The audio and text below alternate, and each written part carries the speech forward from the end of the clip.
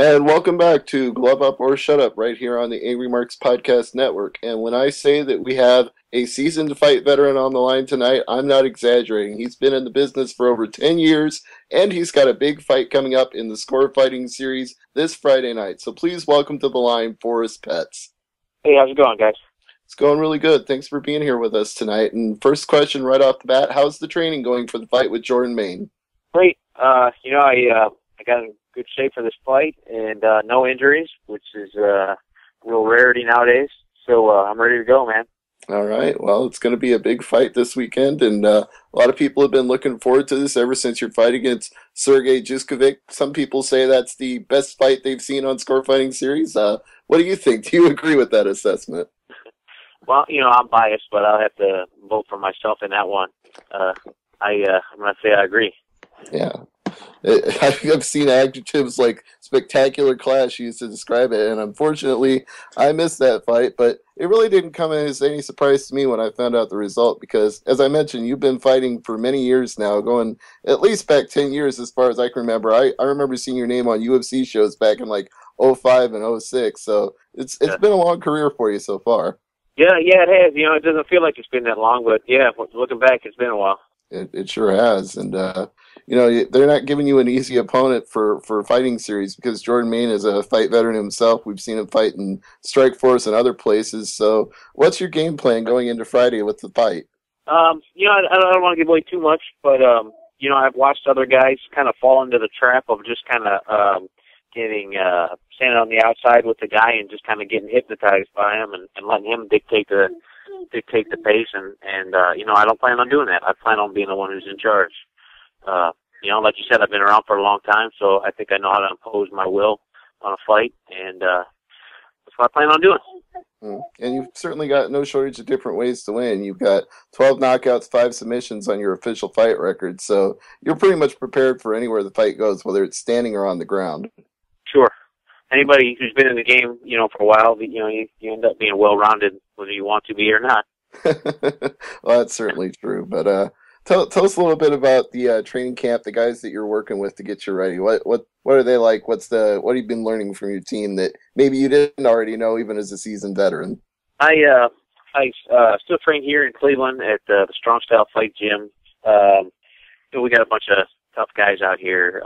Some of the dudes you might have heard of, Stipe Miocic trains here. Brian Rogers trains here. For this fight, I use a couple guys to help me mimic Jordan's fighting style. He likes to switch back and forth from orthodox to southpaw. So I got one southpaw and one orthodox guy. I worked a lot with a guy named Nick Duell, who's a good experienced fighter. He's the southpaw, and then John Hawk, who's actually a light heavyweight, but I used him because he's got good reach and good boxing ability. And we worked hard, and I think we put together a good game plan, and we'll find out for sure on Friday. Yeah. And do you feel any pressure, being that it's going to be the main event of the Score Fighting Series, or is that just no big deal to you with all your experience at this point? Yeah, I've learned that every fight is the same in that regard as far as pressure goes, because ultimately it's you and it's one other guy, and it doesn't matter who's watching, and it doesn't matter who's recording or who the promoter is. It's you and the guy who's trying to take your head off. So that's all you worry about. You worry about him. Let him worry about you. Absolutely, yeah. Once they close the cage door, it's you, your opponent, and the referee. So that's all you got to do. Is that your family out here in the background right now? Yeah, that's my daughter. She's 15 months old. She's running around here. Oh, well, that's a victory in itself. I mean, you as a fighter, have a family. That's the biggest thing you can do, and fighting to support them. So I'm sure that was has that affected your training at all? Is having to take care of her, or have you been able to manage both? You manage. It made it's harder to sleep at night when you got kids. Actually, I have a 3-month-old baby too. Oh wow! A boy, son. And those are my only two. Definitely put a change in my life. It's great though. It's so much more to live for. But they'd say the only real detriment is that you don't get to sleep as much as you used to. Well, it's not affecting your performances in the cage, at least, because you've had 3 straight fights and a TKO by punches. So you're coming out there and ending it hard and ending it early. I mean, I'm undefeated with kids. 4-0 since they've been here. Yeah, you definitely are going all the way back to a fight with Herbert Goodman in Sparta, Ohio. So things are going well for you. And you've been a UFC veteran over the years. You've had 7 different fights with them that I can think of. And are there any thoughts that if you're continuing on your winning ways right now of going back to the UFC for another run?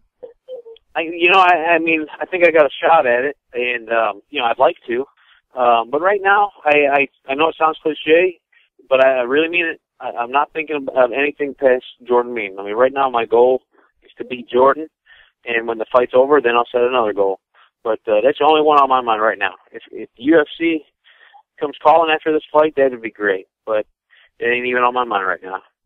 Well, they could certainly use some, more competition for all the cards they've got to fill out. It seems like they've got one every single weekend now, including a big one just this past weekend with GSP and Condit. Did you get a chance to watch that show? No, I missed it, and I heard it was a real good one, but I didn't get a chance to see it. Yeah, they went. I heard the Campman Hendricks fight was something to watch too. Oh yeah, that was short as it was. Yeah, Johnny Hendricks pulled it again. He did the same thing he did to John Fitch and just threw one punch that knocked out his opponent cold. So Hendricks is going to be a real handful if he gets all the way up to GSP, and he sure seems close to it right now. Yeah, if they don't make the silver super fight, I would guess that's the one that makes sense in the welterweight division.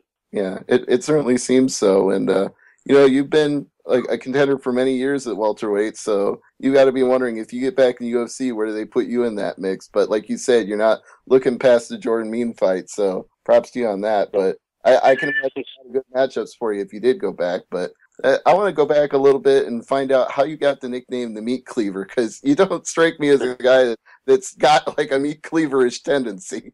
I wish I had a good story for that. But the truth is, I just had a buddy of mine, actually an old roommate years ago. He made it up.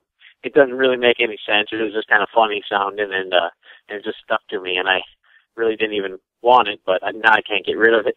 It's kind of got a charm of its own, but there's no real good story to it. It's just something that got stuck on me, and now I can't get rid of. Yeah, it's not like your father was a butcher or anything like that. No, I wish I could say, yeah. Actually, my old roommate worked as a butcher at the West Side Market, which out here is a big farmers market. But that would have been a great story if that was me.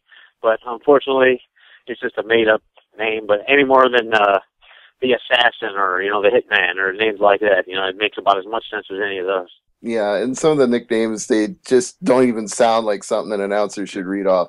As much as I respect Keith Jardine, I never thought the Dean of Mean was something you'd want to be stuck with, because it sounds like a joke almost. Yeah, like I could see if maybe the guy used to work as a superintendent or something at a school, but if he was never a dean, then I don't get it. Exactly, but that's the way it goes with nicknames in MMA. So let's go back a little bit and talk about some of your earlier fights in your career, if you don't mind. I've noticed that looking over your record, and this was early enough in your career that I didn't have a chance to see this fight, but you want to win over Dan the Outlaw Hardy. Do you have any memories of that fight? Yeah. There's a really crummy version of it on YouTube, all 5 rounds, because it was a 5-round fight, and it was for the Cage Warriors belt. It was a real hard fight, though. But what I remember of that fight was he was really easy to hit. I mean, we've both come a long ways since then. But at the time, it was harder to miss him than it was to hit him. And I hurt him with everything I threw. I knocked him down 3 times. But at the same time, he broke my nose in the first round. And I remember it was hard for me to see because my eyes filled up with water. And in between rounds, my corner man cleaned me up and went back out there, and it was back and forth, but I gave him a pretty good clubbing for 5 rounds. Yeah, and Dan Hardy's one of those guys who, if I learned anything from watching him fight, especially when I saw him fight GSP, is he takes a beating and keeps on coming. He seems like a hard guy to keep down.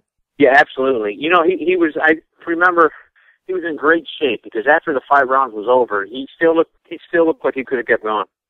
But how did you feel after that 5 rounds? Were you glad it was over, or did you feel like you could have got another round after that?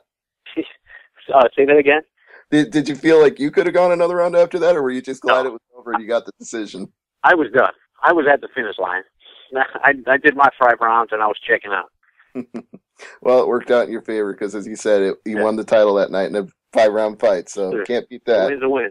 Absolutely. I'll take But it. I think the first time I actually did see you fight was Ortiz Shamrock 3, and that didn't go quite the way you wanted it to. But what are your memories of fighting Marcus Davis?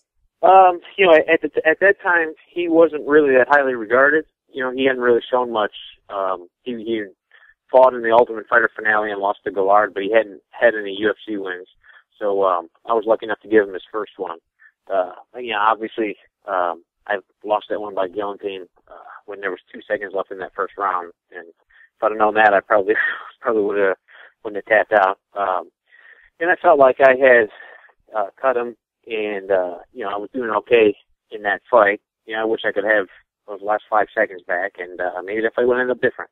There's plenty of fight left. I can't say I had it in, you know, I had the win in the bag, but I feel like I could have given a better account of myself. Yeah, and that's one thing I wondered too when I was watching the fight. It's like, does he know there are only 10 seconds left? Could he just hang on? And, you know, I never know whether fighters have that internal clock or if they hear the 10-second warning. I never know if you actually are aware of how much time is left and if you can hang on for that long. Yeah, I missed the clock on that one. Sometimes when you're in a chokehold, it's like that lonely place in the world where you don't hear anything. You don't, you know, you're just, you don't focus on anything with that choke, and that's where I was. I couldn't hear anything, and I never heard the clackers. Well, you did come back from that one and go on to have some wins, including a fight over Luigi Fioravanti just a couple of fights later. So it seems to go up and down when you're in UFC, that it's like a win and a loss and a win and a loss. Has that ever bothered you, that it never had seemed to be consistent? Yeah, you know, I mean, you know, my career would have been a lot different if I could have been a bit more consistent, but it didn't work out that way, which is always a bummer anytime you lose. And obviously, you know, I got the pink slip 2 times from them because of losses. So, you know, it's discouraging, but like anything else, you get back on the horse and you get back at it again. Right. And, you know, sometimes it's just when it gets left up to the judges, things don't always go the way that you think they would. Like with Daniel Roberts, it went to a split decision, and I had you as winning that fight. So I was kind of surprised when those scorecards came back. Yeah, you know, I got out wrestled in that fight. You know, I can complain about the judging, but you know, the cure for that is either don't let it go to the scorecards or don't make them close.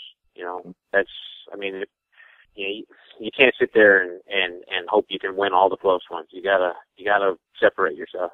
Right. Is if you make a statement by having a strong round where you knock your opponent down or totally dominate them on the ground, then you never have to worry because you've like you said, made that distance so that the judges have no doubt when they score it. Exactly. I could have done better in that fight. You know, I think I've made improvements since then. I'm a very different kind of fighter. In that fight, I sat back a little bit too much, and I think I could have been a little bit more aggressive. But like I said, I actually had you winning on that one, so I guess I saw something different than the judges saw, because I thought your striking was the better of the 2 men in that fight. And like you said, he wrestled, but that was all he did. It didn't seem like he had much game plan other than to take you down and keep you down. Yeah, lay and pray. You know how that is. Absolutely. But how do you feel about these referees? Like, just in the past couple of weeks, I've seen a card in UFC Macau and the card that we had this past weekend, where it seems like there are referees now that are, you know, you don't want a fight to be lay and pray, but at the same time, you want to give a chance for a fighter to win the fight he can win. And these days, it seems like a lot of referees are really quick to stand people up right when it goes to the ground. And I want to get your thoughts on that. Well, you know, I actually work as a referee in the state of Ohio, and you know, mostly amateur fights that I've done. But I try not to be that involved. You know, I try not to be. I try to let the guys fight, and just kind of, you know, I believe that in any sport, if you're a referee and people know your name, something went wrong there. You know, you should be the unseen guy there. So I just kind of sit back and let the guys fight. You know, I stop the fight when it needs to be stopped. You know, if a guy throws a foul, I take care of that. I keep order in there. Other than that, you know, dude earns a takedown, I give it to him. And I give him a warning, you know, that I'm going to stand the fight up if there's not more action. And then if there's not more action, I stand it up. But for the most part, I sit back and let him fight. Yeah, the thing that just absolutely drives me bonkers is when you see a guy who's on the ground working to improve his position, and he might be looking for an armbar or trying to move into position for a choke, and the referee stands him up. It's like the guy had the dominant position on the ground. He was moving. It's not like he was inactive. Why would you stand it up at that point? Yeah, yeah. It's what the thing is about being a referee in their defense is that I mean it's a tough job to be to make all the right calls. You're going to make mistakes and you're going to miss calls. It's just part of being human. It's going to happen. Yeah, and I've always made the argument, give the referee the benefit of the doubt, because you get in situations where people complain and they go, oh, that fight was stopped too early. I'm like, listen, you're not there in the cage. The referee saw the guy go unconscious. He made the decision based on the safety of the fighter. You always got to defer to the referee. When you're in that close, you see things that the audience doesn't see. You see the guy's eyes. You can see, you have a much better advantage than everybody in the audience. And I certainly would rather be accused of stopping a fight too early I'd rather stop a fight too early than make the mistake of stopping one too late. Absolutely, and that's why I'm glad that, when it comes to this, we need more people who are fighters who are working as referees, because they actually understand what the consequences are if it gets stopped late, because you've probably been in that situation where you thought, man, if that referee had stopped it a little sooner, maybe I'd be feeling better today. I never really had that. The only fight that TKO on my record is when I fought Brian Foster, and to be honest with you, I'll go to my grave telling anybody that Herb Dean stopped that fight too early. I was not hurt. But I know what he was thinking. He saw I got knocked down with a punch, and Brian leaped on me and threw a couple punches. I was not hurt by them, but because they landed clean, he jumped in, and like I said, I think he jumped the gun. But I ain't gonna complain about it, just because, well, one, complaining doesn't do anything, and two, it's split. You got a split second to make that decision, and if you're gonna make an error, you got to make an error on the side of safety. You like you said, you better to be cautious than not. But I didn't think you were finished in that fight, and I'm sure a lot of people watching at home felt that way too. But again, that's what I said. You give the ref the benefit of the doubt. They see what they see, but as a fighter, it's got to be frustrating at the same time. Sure. So. Absolutely. Now, let me just put it back in perspective on that. Since you're doing both, since you're fighting and you're refereeing, do you feel that, you do have an advantage as somebody that's got experience, or do you feel like there's enough training camps like Big John McCarthy's that people can go out there and learn the proper way to ref a fight? I don't think you need to be a fighter to do it. I think it helps a lot. But just anybody with good judgment, can do the job. I feel it wouldn't hurt to have fighters as judges also. Maybe even there's a bigger girth of good qualified judges than there are of referees. No, I mean, as long as the guy asserts himself well, and ultimately it just comes down to what kind of judgment the guy has, what kind of decisions that he makes. And right. If he understands the sport, maybe at least has to have trained in it, done some jiu-jitsu, and, has some kind of connection with the sport. He's not just a guy off the street. I'm sure, you can do just fine with that kind of background. Right. You want at least a little bit of a martial arts background of some kind. And the thing that frustrates me the most is when you see a boxing judge scoring an MMA fight, and all they score for is the striking. They don't score takedowns. They don't score submission attempts. And then you see that they scored at 10-9 for a guy that was clearly not winning the round. It's like, okay, you weren't watching the same fight I was watching. Right. Yeah, I agree. Should be, it wouldn't hurt to have some kind of grading system for judges too, Yeah, I've heard that proposed several times. Like you would, get worked up closer to main events as a referee based on your performance in previous fights. Like everyone, you'd be scored based on your performance compared to what the professional judges saw. And, if your grade was good, if you scored it the same way, they'd give you an A+ and you'd move up to bigger fight. So that makes perfect sense, but they have the same problem in boxing. There was the Pacquiao-Bradley fight, a while back that everybody was up in arms over. So it's just something that plagues sports all around, I guess. That's true. And I think any combat sport, you're right, has that problem where a judge is going to see things how they see it, regardless of what the people watching see. So it's something that will continue to evolve over time. But going back to your career, you've had a lot of quality wins in the last 10 years, but if you look back and you try to think of a fight that you enjoyed the most, win or loss, which one would you rate? the last fight, this last fight I had versus Sergey Yushkevich, I had the drama. I had a knockout, come from behind.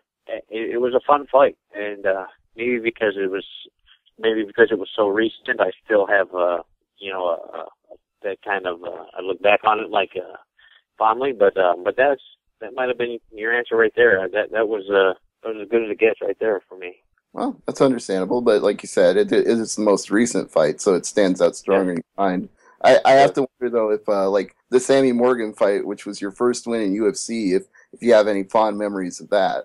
Oh yeah, that one was huge for me because I never really, when I started fighting, I never envisioned myself fighting in the UFC, and then I didn't have a manager or anything at the time, and Dwayne Ludwig had gotten hurt, and he was supposed to fight Sammy Morgan in 2 weeks, and I got a call from Monty Cox.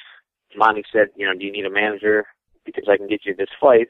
So where do I sign? And then all of a sudden, bam, I'm in the UFC, and I've got my first win, just like that. And to somebody who was just kind of doing this as a hobby, that was huge. That was, I could have ended right there, and I would have been happy. So yeah, I definitely look back fondly on that one. Very cool. Now, as I look back over your record to that fight, I also see something that I don't know if this is somebody being funny on Wikipedia or not, and maybe you can clarify this, but it says you got a TKO over Daniel Moraes when your opponent wouldn't stand up from a butt scoop. Right. That reads like a prank to me, but is that true? Yeah, it was true. What happened in that fight was he's a jiu-jitsu black belt, and he initially got the fight to the ground, and it was actually his first MMA fight. And but he just burned himself out trying to get me down. And once I got back up, he just kept exhausting himself trying to get me down, and I started beating him up on the feet. And then midway through round 2, he would just kind of flop on his back, and I would stand up and tell him to get up. And then the referee would separate us and tell him to get up. And eventually, he just decided he wasn't going to get up. So the referee PK'd him for that right there. Wow. So he wanted to have a jiu-jitsu match. He just didn't want to have an MMA fight at all. Yeah. I think the guy bit off a little more than he could chew. Coming from I believe they said he was a world champion. I don't really follow that, but I guess he was a big shot in jiu-jitsu, and maybe he was full of a little bit of hubris, thinking he could just jump in MMA and fight an experienced guy. But once I was able to get back to my feet and use my experience, and the match didn't quite fall into the pattern that he was planning on. He didn't really have a plan B. No, and looking at his career, it does seem like that would be, he'd have plan A and that's all, because he, at least, if this is not hype, and again, I never trust Wikipedia for these things, he's like a 2-time world gold medalist at the Mundial Championship, so he probably just thought he was going to the ground and he was going to submit you and he'd be in and done, and didn't turn out that way for him. Right. So, yeah, that's about how it went. Yeah. But at the same time, you've got some jiu-jitsu type skills of your own, because I look over this record, and one fight really stands out to me is a guy that I watched do some of the most insane things, win or lose, in a cage, and that's Charles Krazy Horse Bennett, and you choked him out. Yeah, well, he's a really good athlete. He was a bit undersized to be fighting in my weight class, but I got him in a arm triangle choke. It was good, nice to have his name on it, especially at that time. He was kind of a big name. But I just felt like he was just too undersized to fight in my weight class. Now, speaking of that, I wanted to ask you that question, both in terms of your fight coming up this weekend and in your career in general, that we see a lot of guys that have, over the years, had, like I'll just throw out the name Anthony Rumble Johnson, for example, like guys that bulk up to a bigger size and then cut down so they can be bigger than their opponents. And, of course, he ended up missing weight and getting cut from UFC for that, but at the same time, do you feel like that's an issue today with guys trying to be too big for their weight class, or do you feel like it all works out in the end?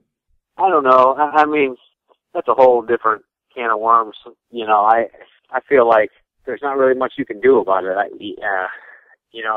Guys are gonna, if they can make the weight, let them make the weight. I mean, what else can you do? You can't. It's not like what they do in high school wrestling, where they can test your hydration levels throughout the season and decide what weight class you're going to be in. So if the guy can cut the weight and he can make the weight, let him do it. So you're not going to advocate like same day weigh-ins or any of that crazy type stuff?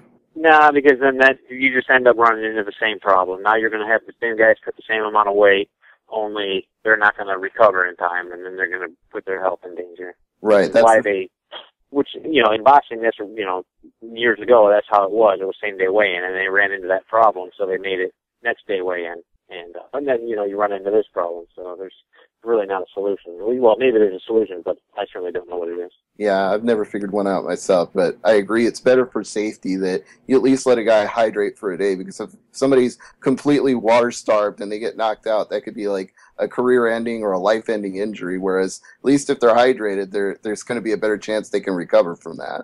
Correct. Sure. So, yeah, it's something that will never be solved, but at the same time, there are some guys, and I say this like I said, Rumble Johnson, that they're clearly just not going to be able to make that weight. They try, their kidneys shut down. I'm sure that's not a problem you've ever had in your career, but at the same time, it's like some guys just ought to know better than to try to get into the weight class they're fighting in. Yeah, you know, everybody's looking for an edge, though. Well, you got the edge by being a well-rounded fighter with a lot of experience, so you're going to be a lot to handle for Jordan Main this Friday, and it's going to be a great fight. We're looking forward to watching it on the Score Fighting Series, and I'm sure that it'll be ending up, if it goes the way the last fight went, you'll probably end up being in highlight reels on Inside MMA, among other places. Well, I hope so. So, any closing thoughts, any sponsors you want to thank, shout-outs you want to give before we wrap up the interview? You know, just a Strong Style Fight Team, Intimidation Clothing, and make sure you check this fight out on Access TV, in addition to being on the Score up in Canada. Very good. And any parting words for Jordan Main as he gets ready to face you on Friday? Be ready for a dogfight, man.